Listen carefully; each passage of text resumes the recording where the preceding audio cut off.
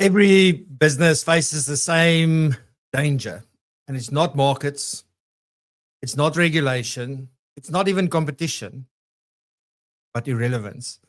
The world is changing faster than ever, and if we're not exploring new ways of thinking and selling and communicating, we greatly risk being left behind.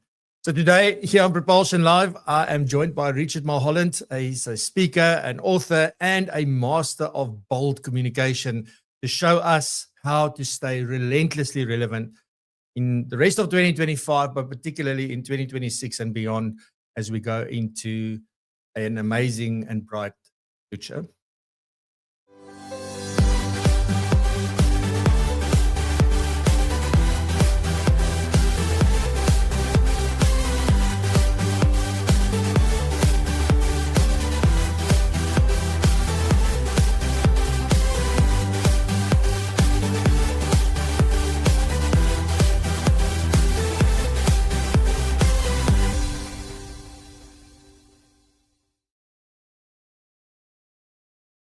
Good morning. Warm welcome back. Another Friday. I can't believe it. Episode 31. Can you believe it? We've been going straight for 31 weeks again this year, and season 6. Can you believe it? So today, I'm extremely excited because I've got a guy who's been in my ears and, well, I mustn't say in my hands, but with his books in my hands. Richard Mulholland, I don't know who of you know Richard. I've seen him speak before, or who follows him on LinkedIn, who's connected with him on LinkedIn, consumes some of the stuff that he does, who's read his books. It's an incredible experience to do that. But more than that, it's the thinking, it's the way, and sort of the wisdom that comes with it, and just how he is. If we talk about authenticity, be authentically yourself, you will see today exactly what that looks like, I believe. So excited to have Richard with us today, and we're going to be talking about staying relentlessly relevant in sort of, as I said, this year, next year, and beyond. So looking forward to that. But of course, we are not alone because we need to do more than just that. So we've got Lelani and the FBI talking about all the latest news. We have Razan with Digitally Savvy Advisor back today. Excuse me, she's going to be talking about scam alerts. I think a very apt time to talk about that. And she's saying that that's the new advisor superpowers. Sounds like a little bit of a dramatic, what is it called? It's called something in particular in drama.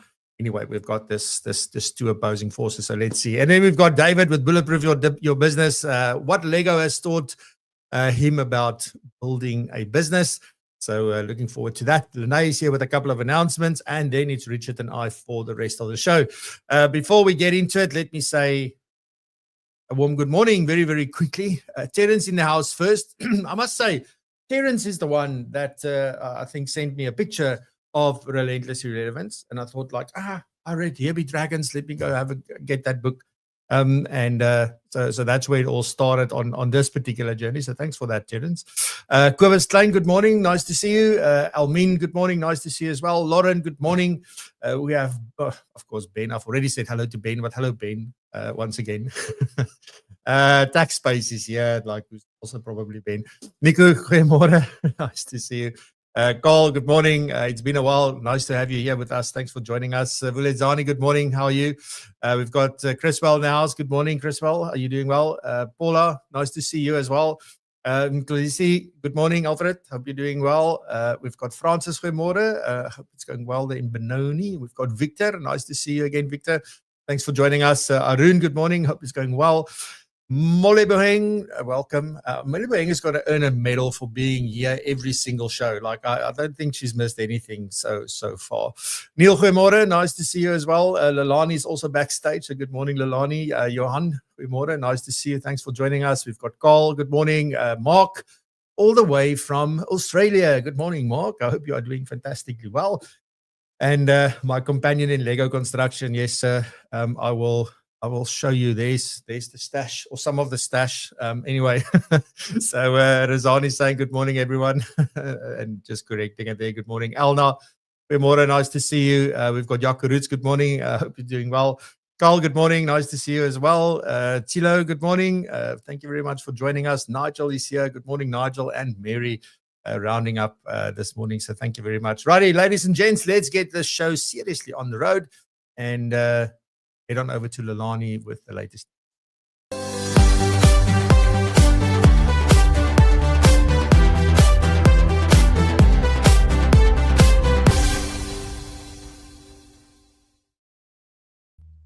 Yes, good morning, Francia, everybody. I'm backstage and everybody online. It's wonderful to be with you on this beautiful day, the 19th of September. So today we're going to talk about CARFs and CASPs and all of those things. So what am I talking about? Well, the South African Revenue Services, in short, published draft crypto asset reporting frameworks, and that's what CARF stands for. So on 15 September 2025, the South African Revenue Services released the draft crypto asset reporting framework, otherwise known as CARF, regulations for public comment. Now, the CARF is South Africa's alignment with global efforts, especially via the Organization for Economic Cooperation and Development, otherwise known as OECD, to increase transparency around crypto asset transactions and help combat tax evasion. Key obligations in the framework include that crypto asset services providers, that's the CASPs, will need to collect and report detailed information all about acquisitions, disposals, transfers, and valuations of crypto assets. The draft covers a broad scope, including not just transitional cryptocurrencies, but also stable coins and certain non-fungible tokens. Stakeholders have until the 3rd of October to submit their comments. And in our meeting that we had with Edward Kieswetter himself about 2 weeks ago in his office, he confirmed that cryptos is a very big focus of the South African Revenue Services at the moment, especially because it's used from an AML and terrorist funding point of view. People sitting in South Africa funding those activities globally. So it's also a very big FATF issue. So we need these regulations. SARS is then also enhancing compliance and enforcements on crypto tax obligations. What is also noted by SARS, and in our conversations with the commissioner about 2 weeks ago, is that SARS is on to cryptos. People are not disclosing that from an income point of view, and tax practitioners, also part of the ecosystem, please make sure that your clients are compliant because it's a very big focus from SARS at the moment. So we also have, staying with cryptos, the Financial Intelligence Center, short FIC in South Africa, who's also issued and begun enforcing Directive 9 of 2024. Now, this is the one that relates to the travel rule, and it's got nothing to do with you being on the highway, but it's the travel rule for crypto assets transactions. So the travel rule enhances transparency in transactions between crypto asset service providers, especially when we have cross-border, the travel rule, by requiring information to the travel with the transfers. The Intergovernmental FinTech Working Group also made some recommendations. So there's a very big crypto and digital assets focus from the regulators at this point in time. Then also very quick, if we can go to Go AML, version 5.4, staying with the Financial Intelligence Center. Now, Go AML version 5.4, that's the Terrorist Financing Activity Report, otherwise known as TFAR. The user guide was released on the 10th of September, and it introduced enhancements to the Financial Intelligence Center's reporting platform. It's improved UI. It's replacing some free text fields with drop downs. So I think a lot of the frustrations in Go AML hopefully went away. Then quickly, an enforcement matter from the Financial Sector Conduct Authority. The Financial Services Tribunal has dismissed an application by Mr. Salbai Makabele to overturn his debarment that was issued by Ashapol Life Limited. Now, Makabele, formerly a representative of Ashapol, was found guilty of dishonesty and lack of integrity. That falls within fit and proper's HICS, which is honesty, integrity, and good standing.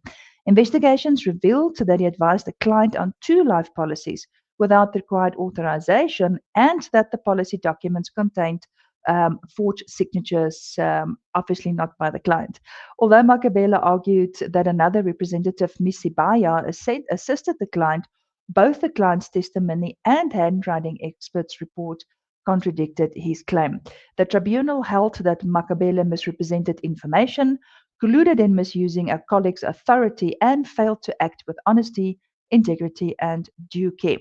Then a wrap up from FPI. The FPI's last capstone course is still open for registration. So even though it starts on the 29th of September, registrations will still stay open till the 10th of October, and the recordings is available for those late registrants to catch up on the capstone course. So that is the last one for the year. Then the FPI Professionals Convention, please book your in-person seats.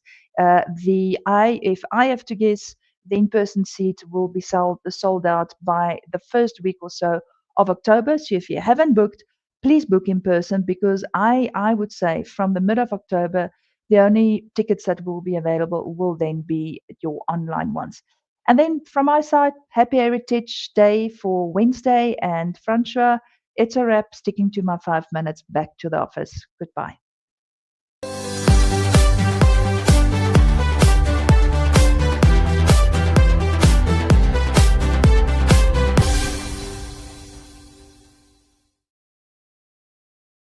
Thanks very much, Lelani. Next up, we have Razan, and digitally savvy advisor. Today, talking about scam alerts, the new advisor superpower. So, yes, thanks, Razan.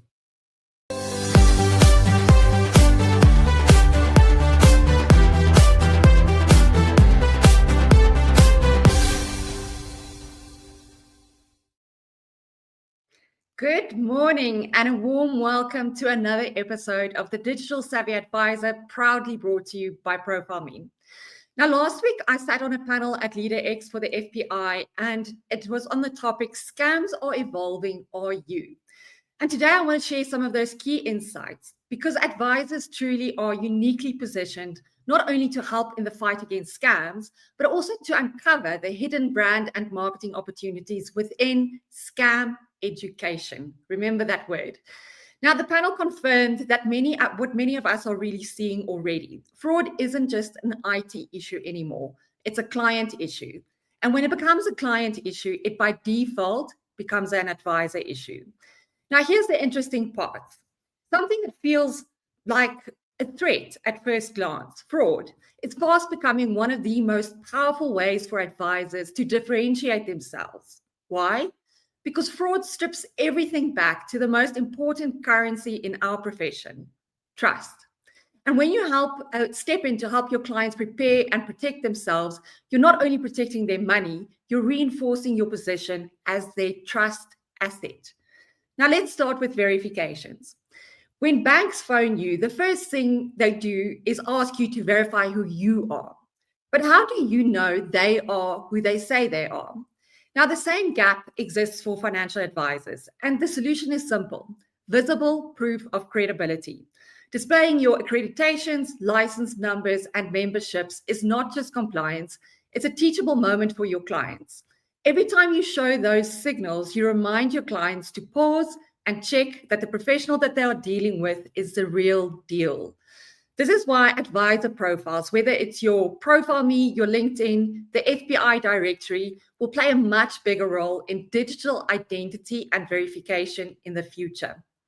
Next is resilience education. Fraud isn't just technical, it's psychological. Every social engineering scam plays on urgency, fear, greed, even excitement, until it gets somebody to act in that moment they'll later regret. Like death, fraud isn't a matter of if, but when. Just like you help your clients prepare a will, you should also help them prepare for the inevitable scam attempt. Teaching them to pause, verify, and not act in the heat of emotion builds resilience. And that turns you, as the advisor, into their trusted guardian. Then there's impersonation. Fake WhatsApp accounts, cloned social profiles, fraudulent schemes under advisors' names. We've all seen them. Now, the best weapon against this is good old-fashioned authenticity. The more consistently you show up online with your own tone, style, and presence, the harder it's going to be for somebody to impersonate you. Clients who know your voice and your patterns will spot a fake immediately. Authenticity is not just branding, it's fraud prevention. And consistency matters too. Dormant social pages creates easy openings for fraudsters. You need to keep your digital presence tight, even if it means letting go of platforms that don't serve you or your clients. Now, here's where it all becomes powerful from a marketing perspective. Every time you share a scam alert with your clients, you're doing three things at once. You're protecting and educating them, you're helping them pass on that knowledge to their networks, and you're demonstrating quietly but clearly that you are the advisor who has their back. A real-life example comes from Kobus Klein, who shares regular scam alerts via WhatsApp broadcast. Now, my retired teacher mom is on his list, and more than once his alerts have helped her avoid being caught. But here's the kicker. She also forwards those alerts into her many, and she has many, WhatsApp groups. And every time she does, his profile picture and his link travels with it. His influence multiplies community by community and WhatsApp group by WhatsApp group. That's marketing without ever calling it marketing. Scam alerts aren't just about preventing fraud. They're about positioning yourself as the advisor who protects, educates, and has your clients' backs in a way that is visible, authentic, and deeply human. In a world where trust is the hardest currency, scam alerts might just be the new advisor superpower. Then just a wrap up from Profile Me, our new NFC merchandise tags have arrived. If you'd like to know more about that, please give me a shout. And that's it from me. Have a wonderful Friday. Over to you, Francois.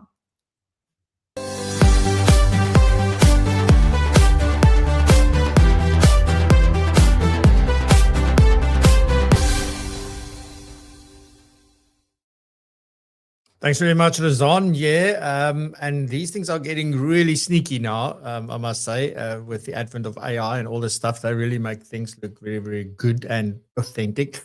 So it's getting harder and harder to spot these things. And righty, so next up, we've got David. And David today talking about what Lego taught him about building businesses. So let's hear what David has to share.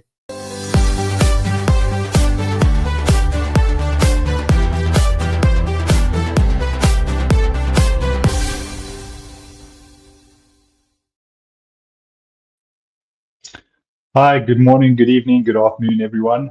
This is David Kopp from FI Consult with another edition of Bulletproof Your Business. And this week I was inspired by Francois's LinkedIn post on his building Lego, and I thought I'd follow that up with what Lego has taught me about running a business. So the first thing is start with the picture on the box.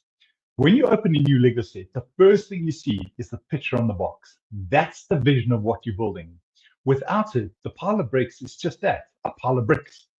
Business is no different. If you're not crystal clear on your vision, your picture on the box, it's hard for your team to know what you're building towards. The second tip is follow the plan. I've built Lego and other brands when budget didn't allow me to buy Lego. The pieces are quite similar and the quality happens to be quite similar, but the instructions are very different. Other brands generally show you several steps at once, which leads to mistakes and frustration.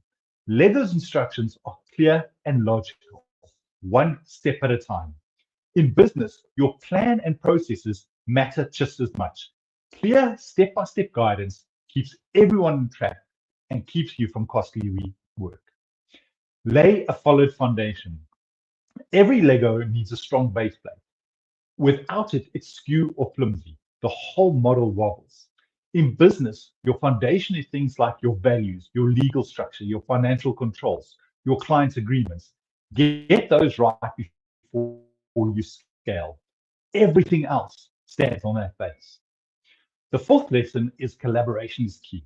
I never build Lego by myself. It's normally with my daughters at the table with me. Why? Well, the younger eyes often see pieces that I can't, again, leading to time saving because they find them. In business, it's the same. You can't do it by yourself. Whether it's a partner, a team, or an outsourced specialist, collaboration brings fresh eyes and energy. Sort before you build. When my daughters and I tip out Lego, the first thing we need to do is sort the pieces. It makes building faster and less frustrating. In business, it's the same. Sort your priorities, tasks, and resources before diving in. Organization up front speeds things up later. Be patient with the process. A big Lego set doesn't look like much at step 10. In fact, when you start, it doesn't look like anything at the picture of the box. But if your processes keep building, it comes together. In business, Results often lag behind effort. Patience and persistence is vital. Combine the pieces in new ways. Lego sets are designed for a specific model, but the real creativity happens when you mix sets and build something original. In fact, my dream Lego piece is the Millennium Falcon, the very expensive one. And somebody went and found the plans online and found the individual pieces rather than buying the set, and he did it at a fraction of the cost. Business innovation often comes with recombining existing ideas and resources in fresh ways. Quality shows in the details. Lego's legendary class power is how well the pieces fit together. It is a result of precision. In business, sweating the small stuff, especially the customer experience and delivery, is what makes your work stick. Celebrate milestones.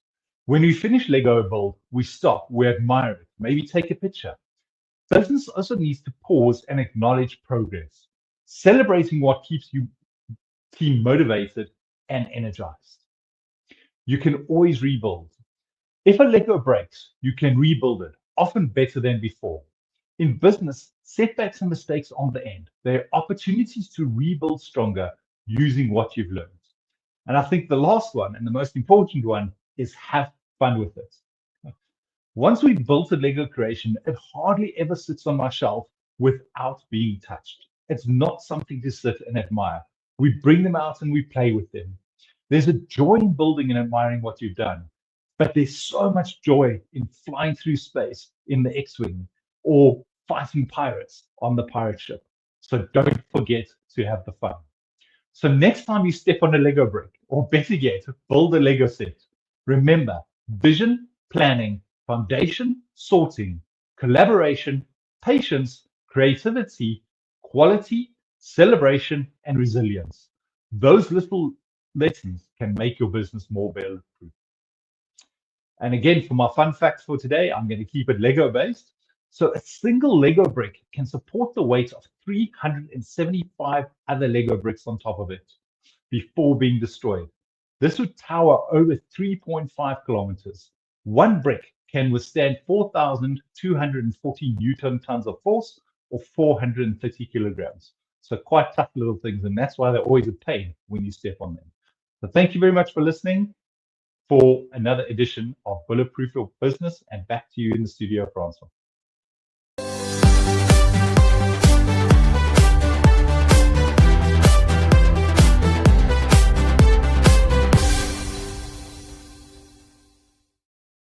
Thanks very much, David. Such a great analogy. Love it and resonates with me, and makes a ton of sense. So well done. Next up, here's Lene with some quick announcements before I introduce you to Richard.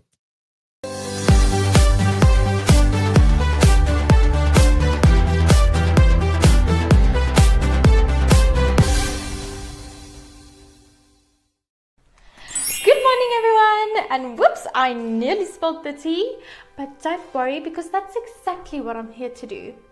Spill all the hot tea on what's coming up at PROpulsion. Let's go. So first up, mark your calendars for the 7th of October. It's time for Ascend. And Ascend is our high energy virtual summit where advisors, planners, business owners all explore the future of advice. You can expect powerful keynotes, fresh perspectives, and practical strategies across the 4 big pillars: values aligned, holistic, tech enabled, and resilient. Oh, and yes, CPD is available, and members, remember, you get in free, and the rest of you, hop on over on our ticket page, which you will get in the description down below. You can click the link or visit our website under the events tab. You can grab your ticket there, and we can't wait to see you all there. Turning up the volume with Money Maestros, an event that is designed to empower and inspire around money conversations and impact. That is happening on the 16th of October, live in person in Melrose Arch. So keep your eyes peeled for that. You can visit their website, or again, I did put the link in the description, which you can visit. Keep your eyes peeled, because this one's going to be full of insights you don't want to be missing. And then just before the year runs away with us, this is just a little reminder about you. because let's be honest, this has been a big year, and looking after yourself is just as important as looking after your clients. So just a little reminder there for you, and let's see this last stretch of the year through by looking after ourselves and finish it off on a strong note. So then, to wrap it all up, please, if you enjoy our weekly Friday show, like, subscribe, and share this channel with people that you think will benefit from this also. This is more than about just the numbers. We are building a community of advisors that will raise the bar together. So we can only do that with your help. So please gooi a like and a subscribe and a share. I'll love you for that. And with that, the tea has officially been spilt. I guess I'll see you next time. Bye!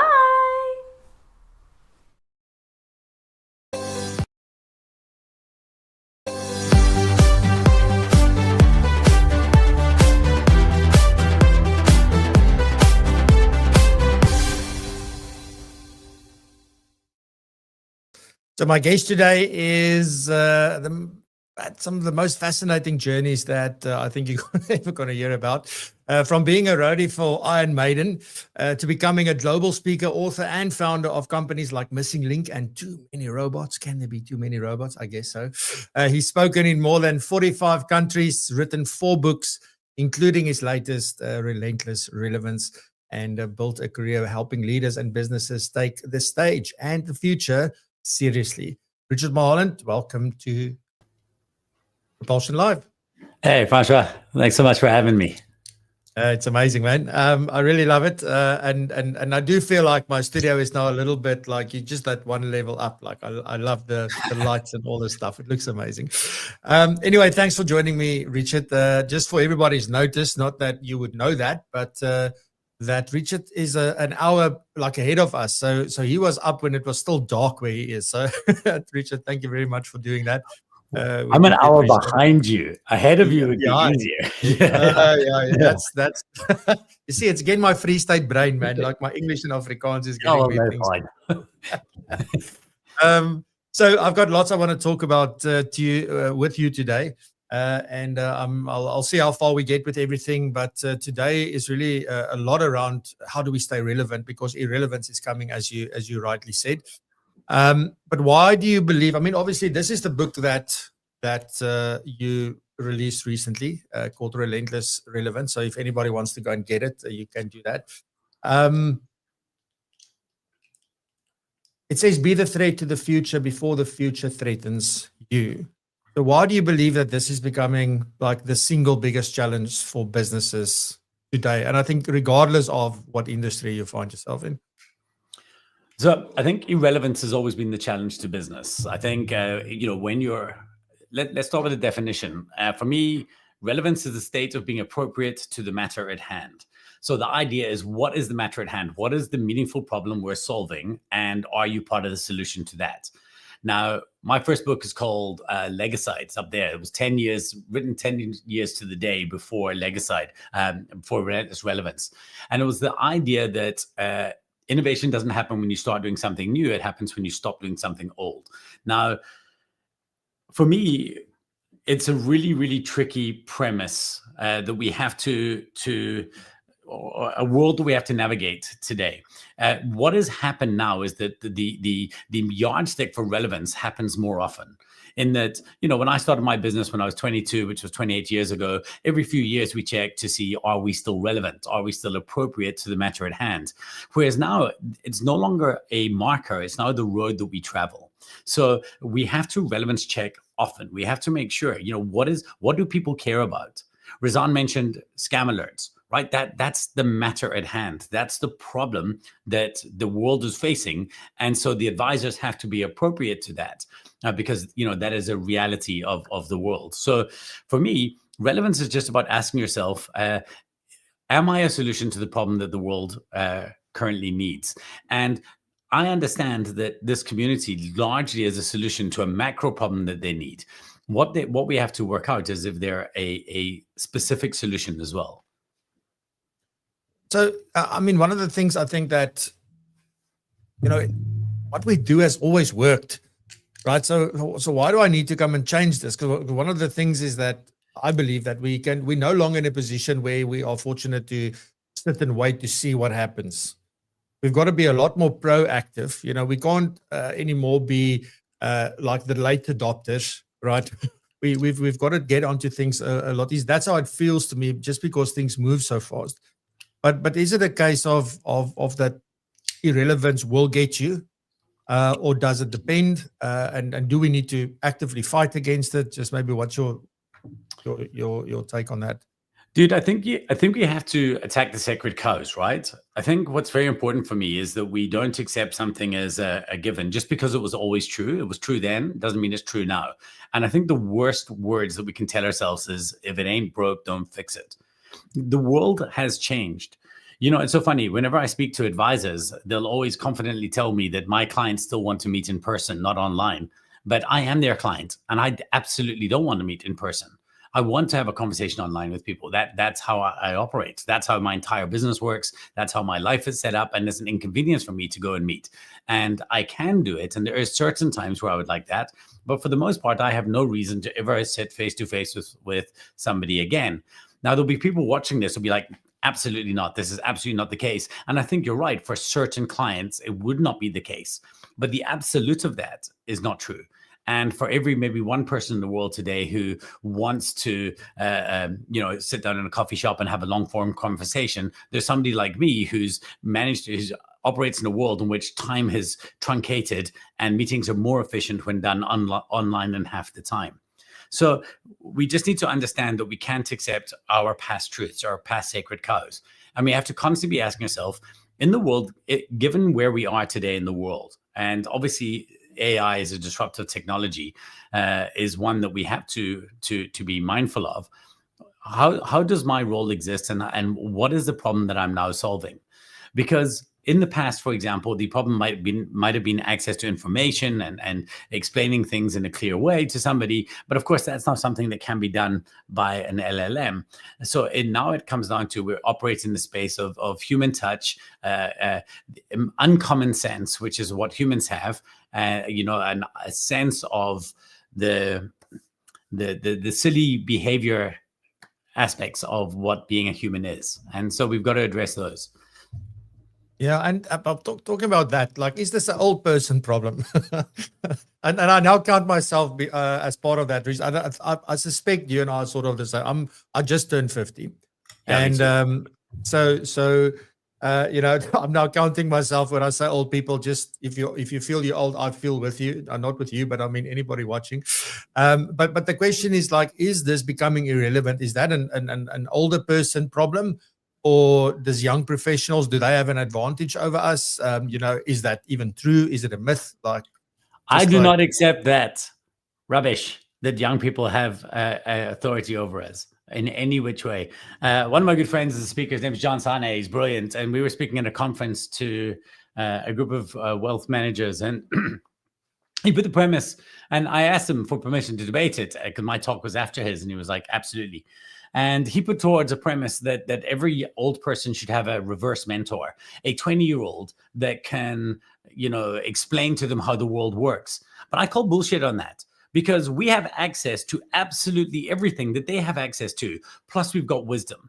Now, the one battle that's existing from a wisdom point of view, on one side, we've got wisdom, like we've got years of lived experience, and lived experience is one of the most important things.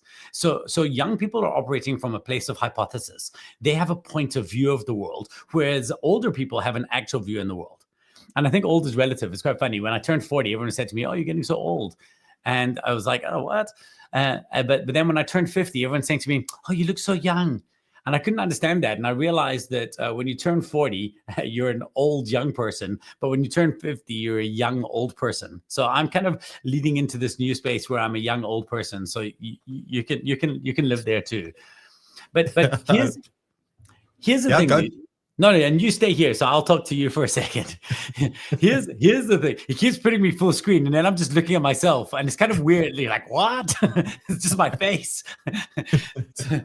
So here's the thing, is that we have access to everything.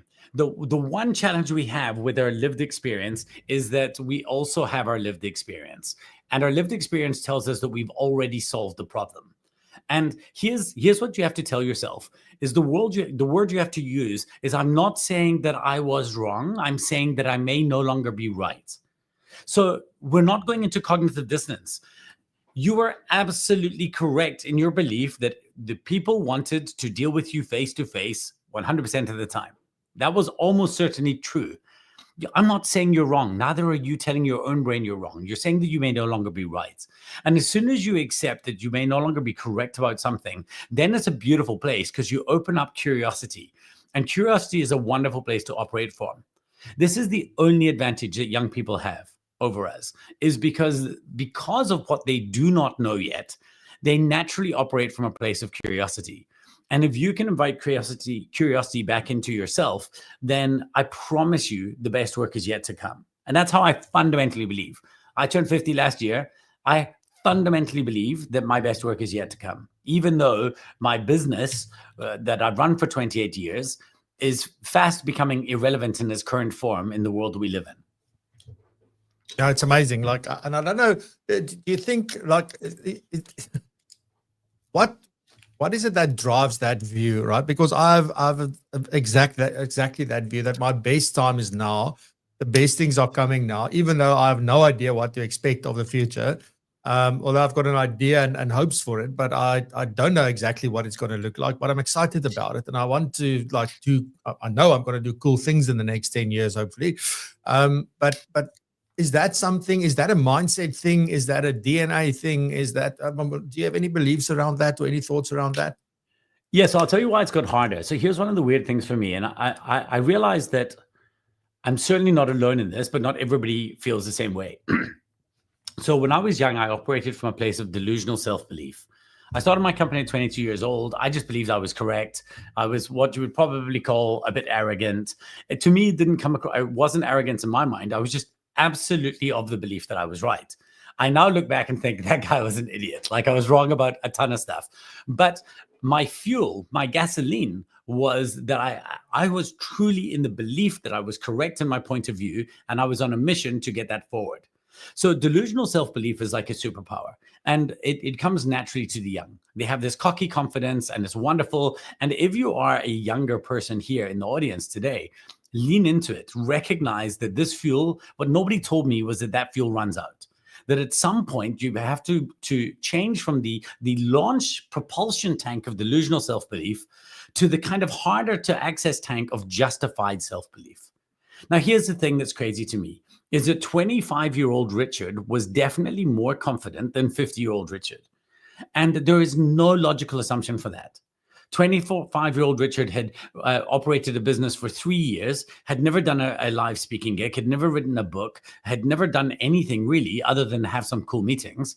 And 50-year-old Richard has done all of those things. But the problem is, the one comes from a place of logos, and the other comes from a place of pathos. So 20-year-old Richard operated from heart, whereas 50-year-old Richard has to operate more from mind. And that is a harder tank to access. And so that is the challenge. I definitely believe it's there for everybody. But you actually just have to sit down and say, hey, I've done this, and I figured all of that out from a place of nothing. So just starting with that basis, recognizing that some of what I felt was no longer true, and then building on that, there's absolutely no reason why we should not be better off and more capable in every way than the 20-year-old version of ourselves. Just that's, yeah. I'm almost now lost for words, Richard. Like I'm just processing all of that because I think it makes a ton of sense. And yeah, it's, I can't agree more with that thing. It's just like, I think the interesting part for me is that thing around, like, you know nothing and then you're confident, but now you know, you're almost like you know too much and now you start doubting yourself. But also that difference between, you know, coming from your or operating from your heart versus from your mind. And I think that's also like probably where some people have a gut feel also about. So you operate a little bit more from emotion than necessarily only from logic. And that gives you the fuel to drive and push on and sort of get to where you want to. Because if you don't, I mean, we will always find a reason not to do something, right? I mean, the signs are always there. Like, it's not like we say, well, you know what? No, here's a perfect opportunity.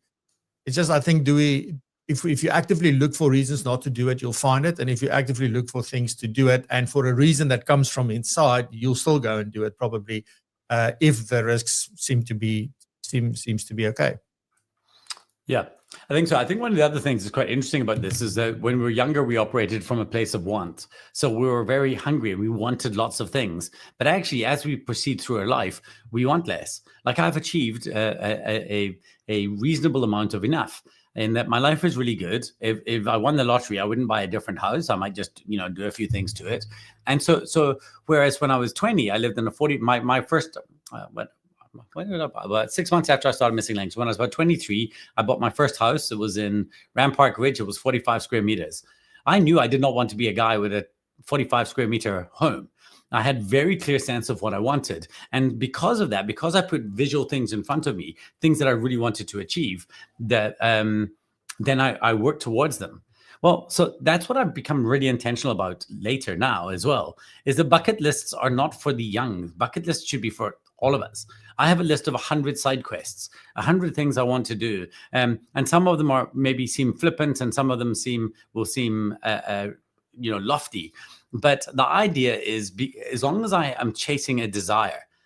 Sinek talks about life and business as an infinite game.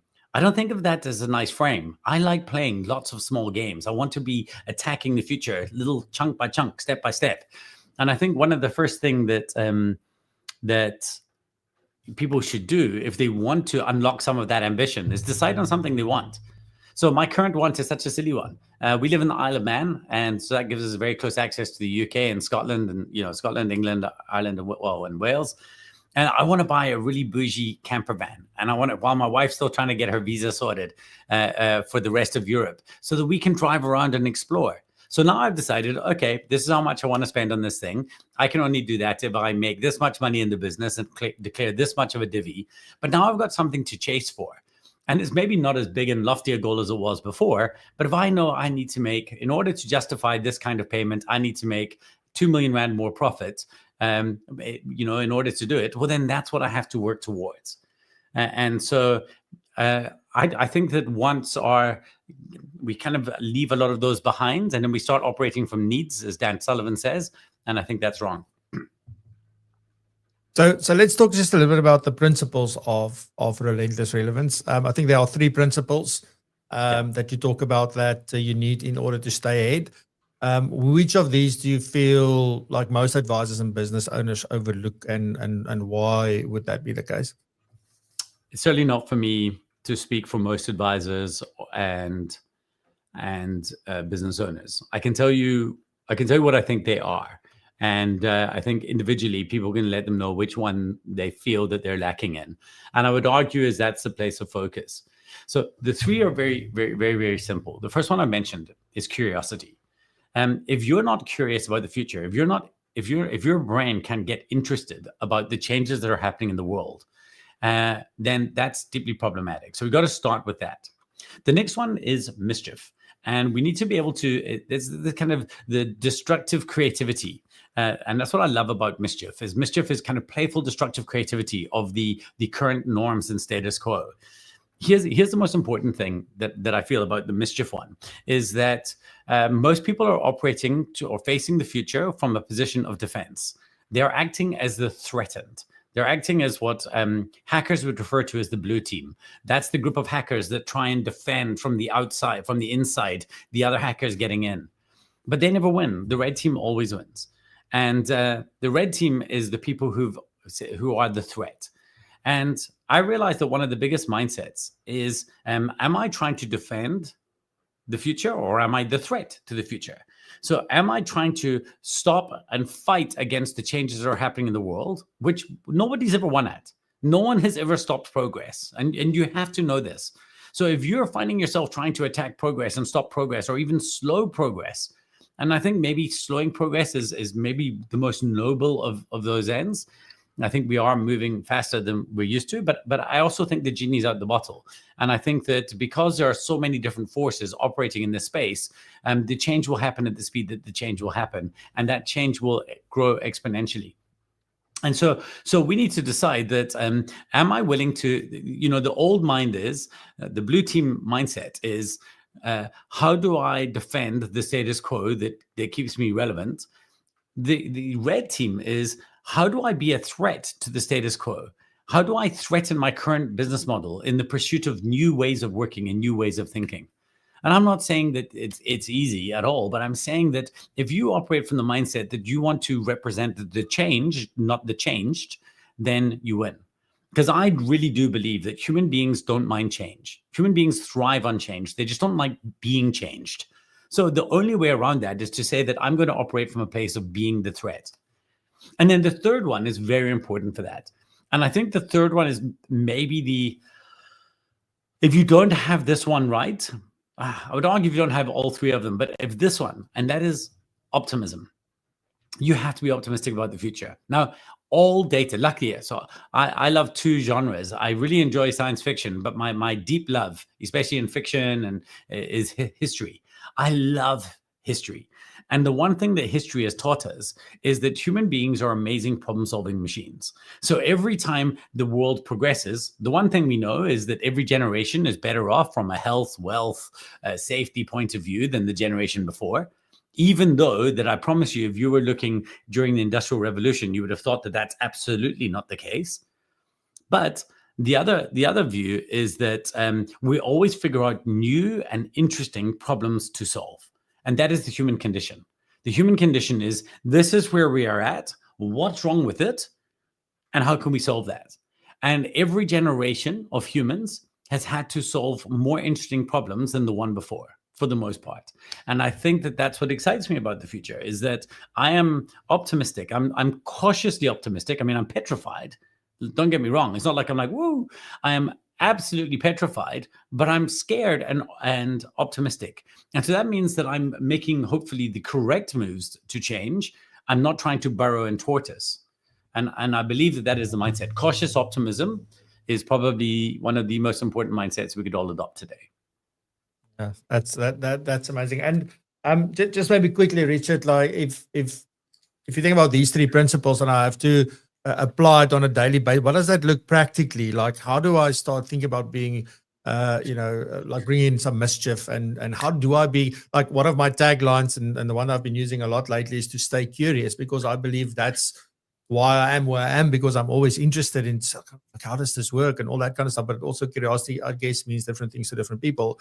And then also, like, I mean, can I craft optimism if I'm calling myself a realist? Because I mean, that's usually the sort of, it's not that I'm a pessimist, but I'm a realist. And then you've got I'm an optimist. But is there a difference between an optimist and being optimistic? But is there something that you can give us that's a little bit practical, in the sense of, how do I start focusing on these, or one of these three principles, if not all of them? Well, let's work backwards, right? So in order to be optimistic, you have to it depends on what your victory condition is.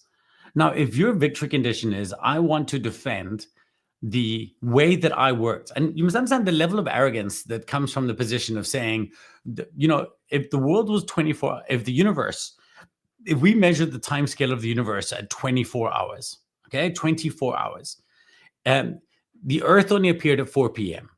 Okay, mammals were like a couple of hours later. The dinosaurs, life was a couple of hours later. The dinosaurs first appeared at I think it's 8 minutes to midnight. The dinosaurs stayed until 2 minutes to midnight. Okay, and so the dinosaurs were around for 6 minutes in the time scale of 24 hours. At that time scale, human beings have been around 1 second, and our professions, milliseconds. The idea that we believe that in the time scale of a 24-hour universe where we have existed as a species for 1 second, the idea that we believe that even within that 1 second of all of humanity, that our job is the one that we should preserve is nonsensical to me. And you'd have to be coming at it from a position of very, very high arrogance.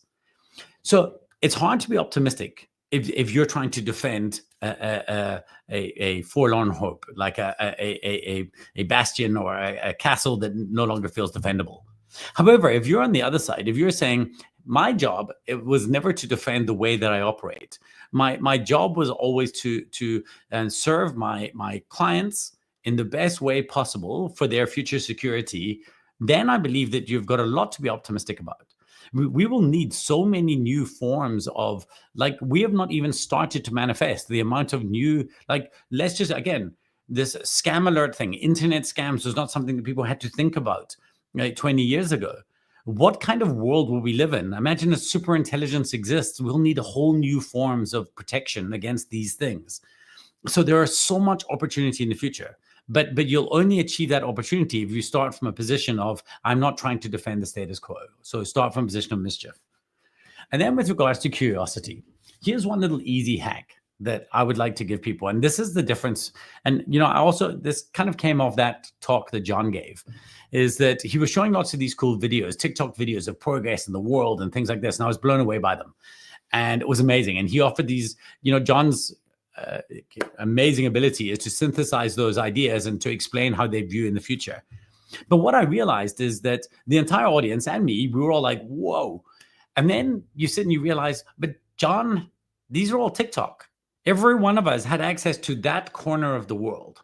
So here's what I realized was happening is that, and I would argue that I luckily sit in closer to John in this regard, is that most people's algorithms are decided for them, and they present them with information to distract them from reality. So if you open your Instagram and you kind of scroll through your For You page, or you just start scrolling, it's pictures of cats and things and stuff and this, that, and next thing. Now, I'm not suggesting that shouldn't be the case. So you shouldn't have something to distract yourself before you go to bed at night or whatever.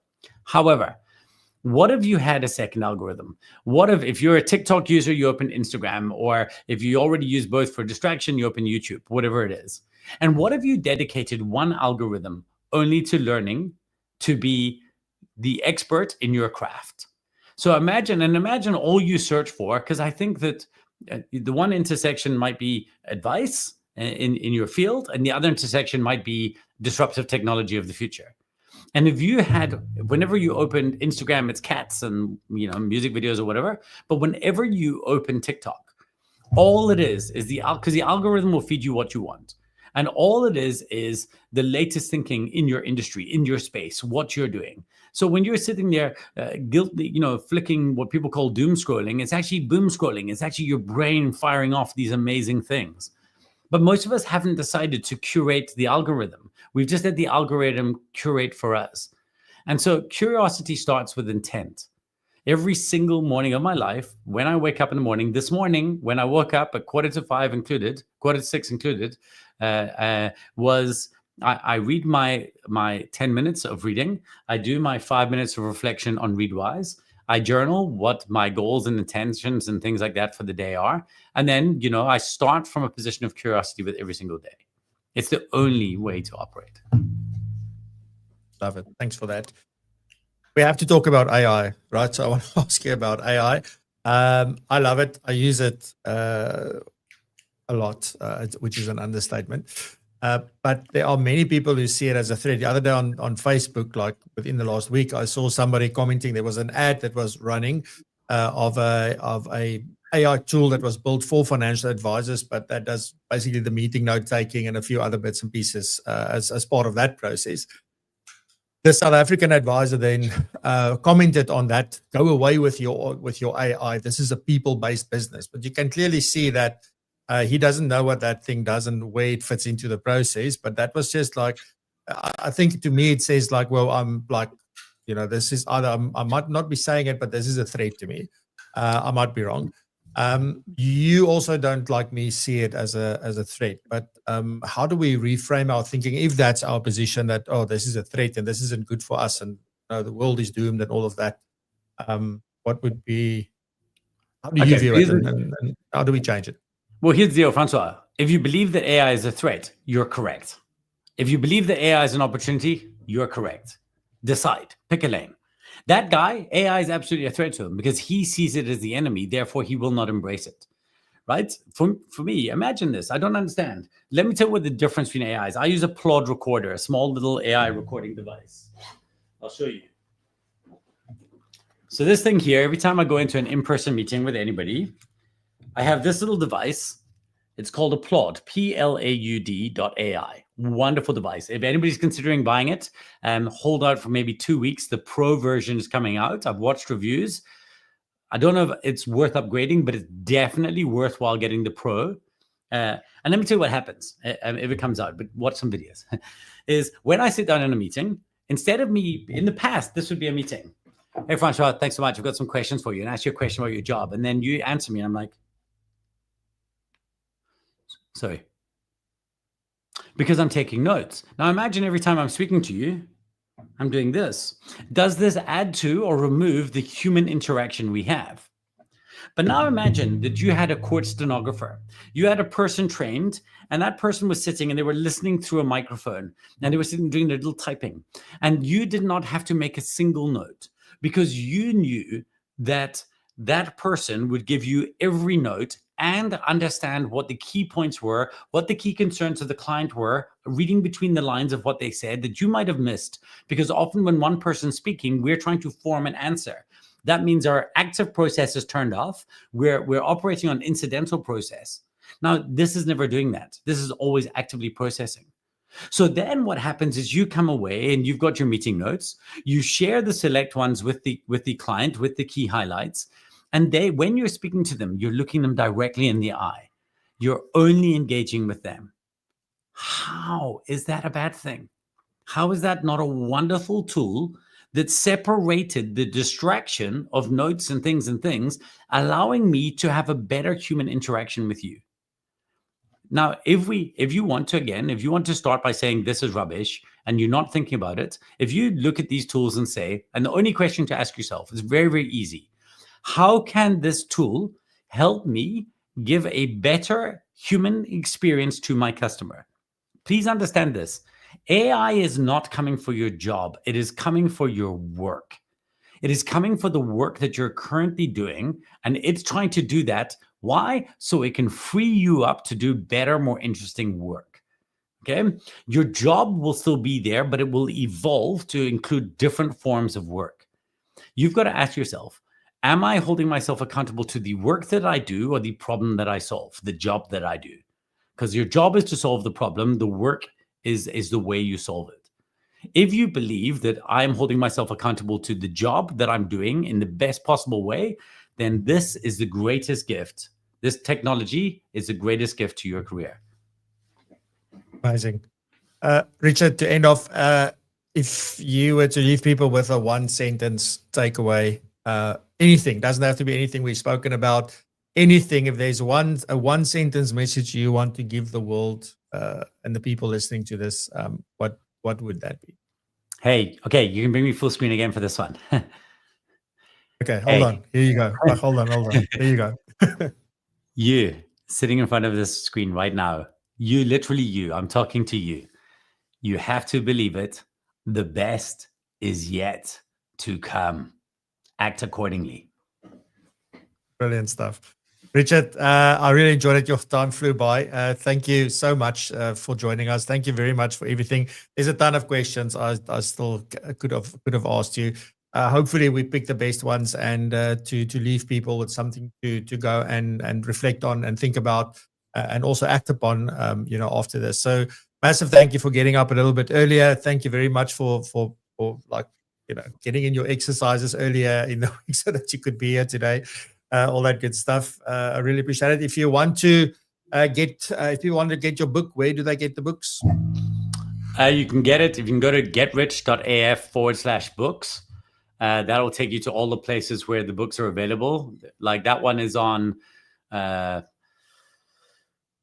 Spotify audio. It's on Google Audio. It's on Apple Audio. It's not on Audible at the moment, but they're all available all over the place. Awesome. And also yeah, Here Be Dragons is on Audible as well.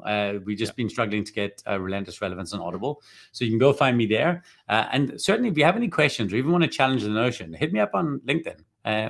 And you're welcome to ask me questions there and engage there. Awesome. If you do buy the book, the one thing I'll ask you to do is tell your friends, share it. It helps.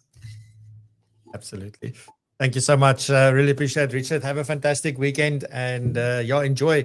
I've got a friend in the UK who's also a van person and is also doing that thing. So it sounds like a thing to do.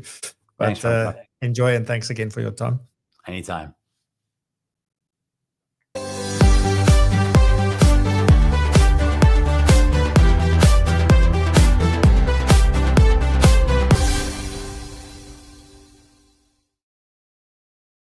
Alrighty. Well, what a morning. I really love that.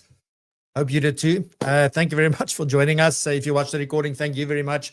Please remember to share it with everybody. And on that note, we'll be back same time, same place next week.